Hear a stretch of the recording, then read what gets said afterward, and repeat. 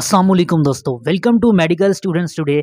आज की वीडियो में मैं आप लोगों के साथ पाकिस्तान में एजुकेशन सेक्टर से रिलेटेड 3 बड़ी अपडेट्स शेयर करने जा रहा हूं, जो कि वन बाय वन करके मैं आप लोगों के साथ शेयर करूंगा। तो आप लोग वीडियो को कंप्लीट ज़रूर फॉलो कीजिएगा।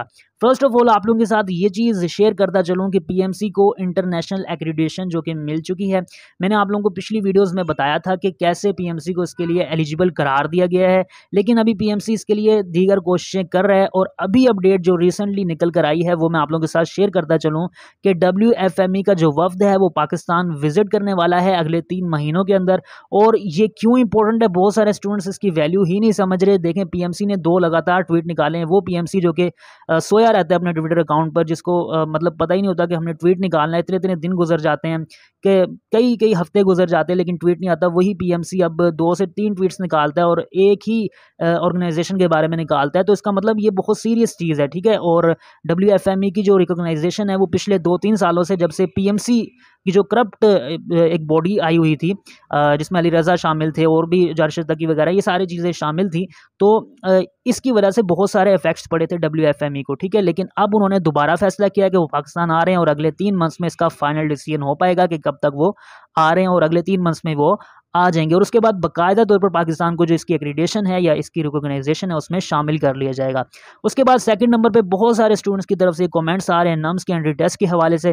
तो देखिए, नम्स का जो एंट्री टेस्ट है वो 16 अक्टूबर को जो है वो हेल्ड किया जाने वाला है और इसकी रजिस्ट्रेशन जो है वो क्लोज हो चुकी है। इसमें अब आप लोग अप्लाई नहीं कर सकते हैं।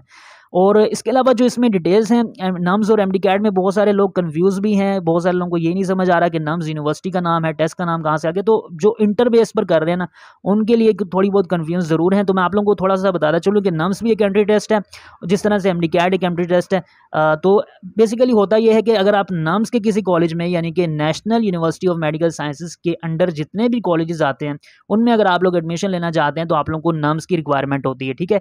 अब ऐसा नहीं है कि नम्स की रिक्वायरमेंट है तो MD-CAT की रिक्वायरमेंट आपकी खत्म हो जाएगी। उसी के साथ साथ आपको नम्स भी चाहिए होगा और MD-CAT भी चाहिए होगा।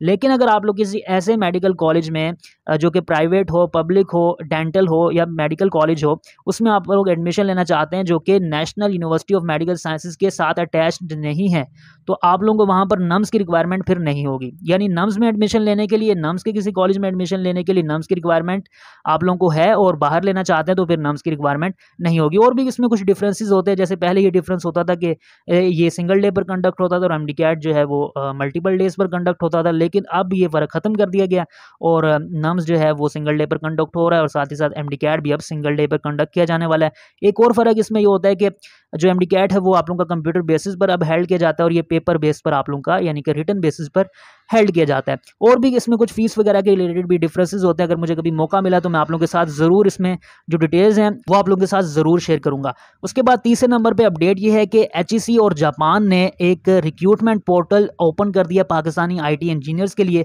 जैसे कि आप लोगों को पता है कि पाकिस्तानी जो IT इंजीनियर्स हैं वो अक्सर बेरोज़गार रहते हैं। जब उनको डिग्री मिल जाती है उसके बावजूद उनको जॉब्स वगैरह क्या इंटर्नशिप्स के लिए भी अपॉर्चुनिटीज़ नहीं मिलती हैं। तो इस केस में यहाँ पर ये ऐलान किया गया है, HEC और जापान का मुश्तरका एक कोशिश है और ये पाकिस्तानियों के लिए कोशिश है।